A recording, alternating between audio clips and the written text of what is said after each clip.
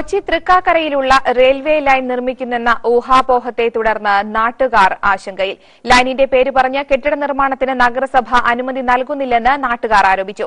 അതേസമയം ചുളുവിലിയിൽ ഭൂമി തട്ടിയെടുക്കാനുള്ള ദല്ലാൽമാരുടെ ശ്രമമാണ് പിന്നിലെന്നും സംശയമുണ്ട്. ചരക്കുവണ്ടികൾക്ക് കടന്നുപോകാൻ കളമശ്ശേരിയെയും തൃപ്പൂണിത്തുറയും ബന്ധിപ്പിച്ച് തൃക്കാക്കര വഴി ലിങ്ക് ലൈൻ വരുന്നതാണ് പ്രചാരണം. കൊച്ചിയുടെ വികസനത്തിന് 4 വർഷം മുൻപ് രൂപം കൊടുത്ത പദ്ധതിയിൽ ഇത്തരമൊരു നിർദ്ദേശമുണ്ടായിരുന്നു. റെയിൽവേ ലൈനിന്റെ പേരിൽ കെട്ടിട നിർമ്മാണത്തിന് അനുമതി നൽകാൻ തൃക്കാക്കര നഗരസഭ വിസമ്മതിച്ചതോടെയാണ് നാട്ടുകാർ റെയിൽവേ ലൈനിന്റെ കാര്യം അറിയുന്നത്. 1 മാസത്തോളമായി കെട്ടിട നിർമ്മാണത്തിന് അനുമതി കിട്ടുന്നില്ലെന്ന് നാട്ടുകാർ പറഞ്ഞു. ഈ ഭൂമിയിൽ ഇതുവഴി ഒരു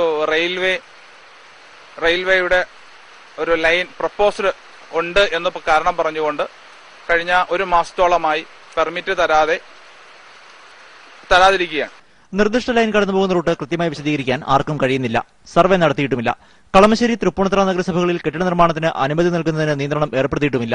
സ്മാർട്ട് സിറ്റിയുടെ വരവോടെ ഈ പ്രദേശത്തെ ഭൂമിയിൽ കണ്ടുവച്ചിരിക്കുന്ന റിയൽ എസ്റ്റേറ്റ് ദല്ലാൽമാർ കുറഞ്ഞ വിലയിൽ ഭൂമി കൈവശപ്പെടുത്താൻ നടത്തുന്ന പ്രചാരണമാണോ ഇതെന്നും സംശയമുണ്ട്. ഒരു രീതിയിലുള്ള ലാൻഡ് സർവേയോ നടത്താതെ തന്നെ തൃക്കാക്കരയിൽ ഏറ്റവും കൂടുതൽ ജനസാന്ദ്രതയേറിയ ഒരു പ്രദേശത്ത് കൂടെ ഇങ്ങനെ ഒരു റെയിൽവേ ലിങ്ക് ലൈൻ കടന്നു പോകുന്നു എന്ന ഭയാനകമായ ചർച്ച തൃക്കാക്കരയുടെ പ്രദേശങ്ങളിൽ കഴിഞ്ഞ ദിവസങ്ങളിൽ വളരെ ഗൌരവമായി ചർച്ച ചെയ്യപ്പെടുന്നു.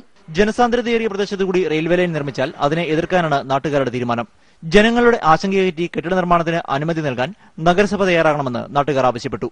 മനോരമ ന്യൂസ്.